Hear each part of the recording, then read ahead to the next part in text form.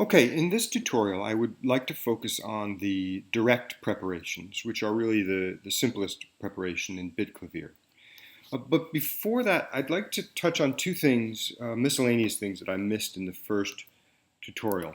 First of all, you may have noticed in the dock here, or if you're command tabbing through applications, that there's an icon here that looks a little bit like the bitKlavier icon, but it's a bit blurred out.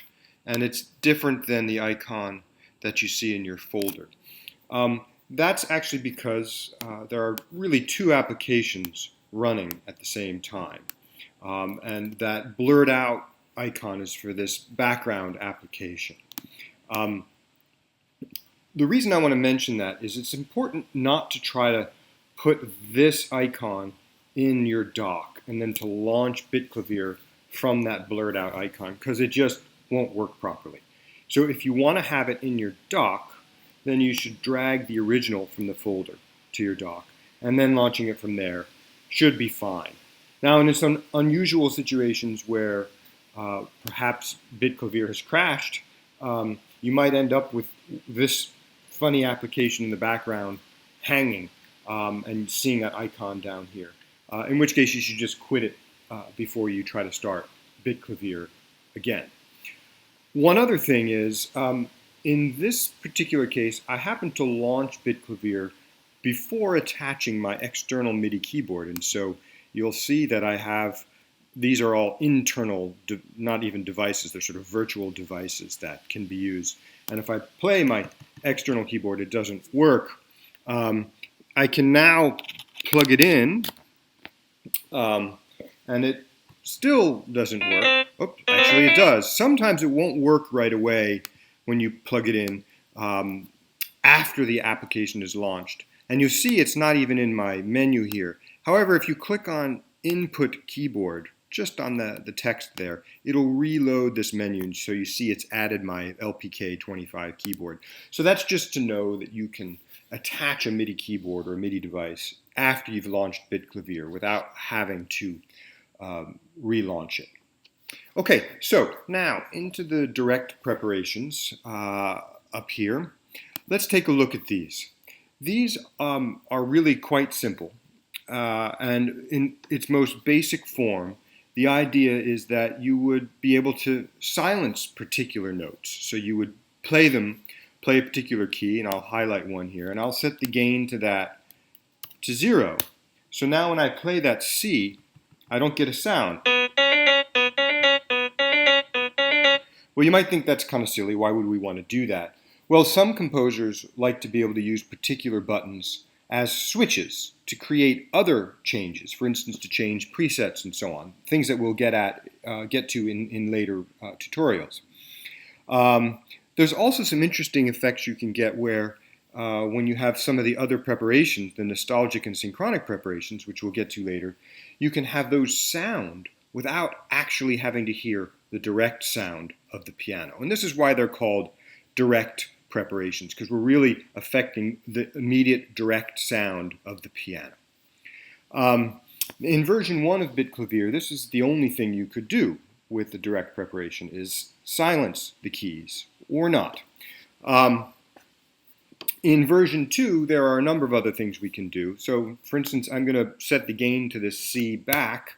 I could also, if I would like to have it transpose that particular note, so I'll have it transpose it up a perfect fifth. So now, so you can basically create a kind of scordatura or cross-tuning for the piano in this way. And if you want, you can overlay your transpose note on top of the original.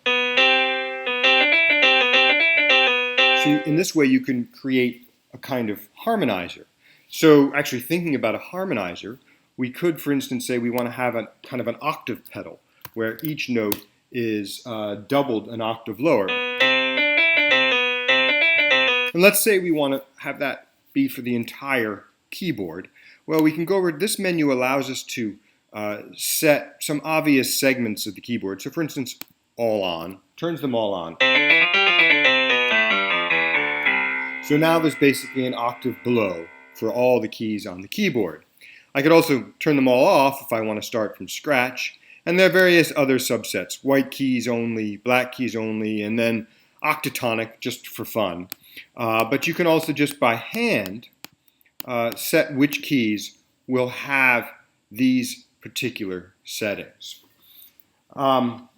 Okay, this is great. Let me turn these all off actually, and let me just have middle C as I had before with this octave transposition. Now, what if I would like to have a different kind of preparation, a different transposition, and a different gain on some of the other keys? In version 2 of bitKlavier, you can now do this by using what we're calling layers. And over here right now we just have one layer. I can make a new one by clicking this little up arrow. So now I'm looking at a second layer, which of course doesn't have anything on it. Let me actually make the D above middle C a silent note. So now we're still hearing this first preparation, the first layer, but we're also getting this one. Maybe I'll have the E as well. And in fact, maybe instead of having it silent, I'll just have it be sort of quiet. So I'll set the gain to 0.25. So you can hear just the faintest shadow of it. And now let's say I want to make another layer. So I'm going to make a third layer here where I'm going to take now this B and I'm actually going to transpose it down a quarter tone.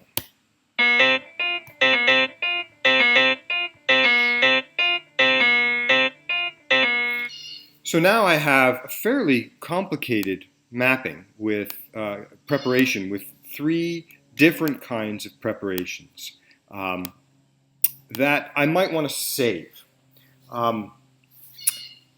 It's a fair bit of work to do this kind of preparing, and so we want to save these as a kind of preset. Well, let's do that so we get an introduction to presets as well here.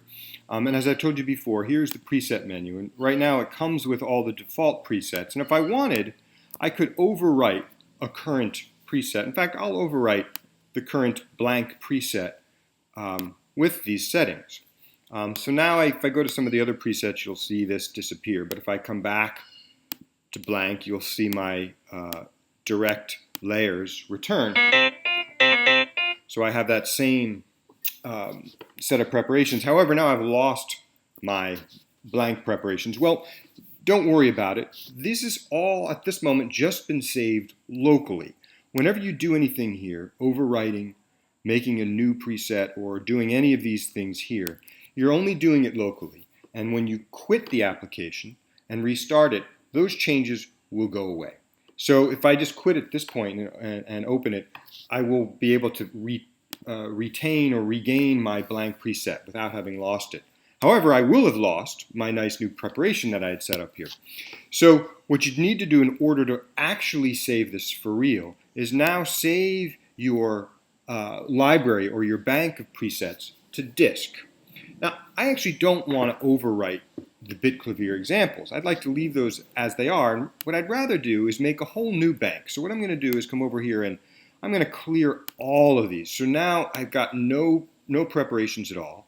And I'm going to save my new preparation here as, let's see, direct experiment. And I also want to note one thing here. It's important, don't put any spaces in your names here. If you put spaces, it'll probably get messed up in the current version of bitKlavier. It's just the way it is, at least for now. So I have a preset named direct experiment. And what I need to do now is write this as a library. So I'm going to write this as a library or a bank. And what I'm going to do is, you can leave this anywhere. It creates a very simple text file. If I put it in the preset banks folder that your distribution of bitKlavier came with, so I'm going to say, just make this a test bank here. So I'll put that there. And you'll notice now that test has shown up in my menu of banks.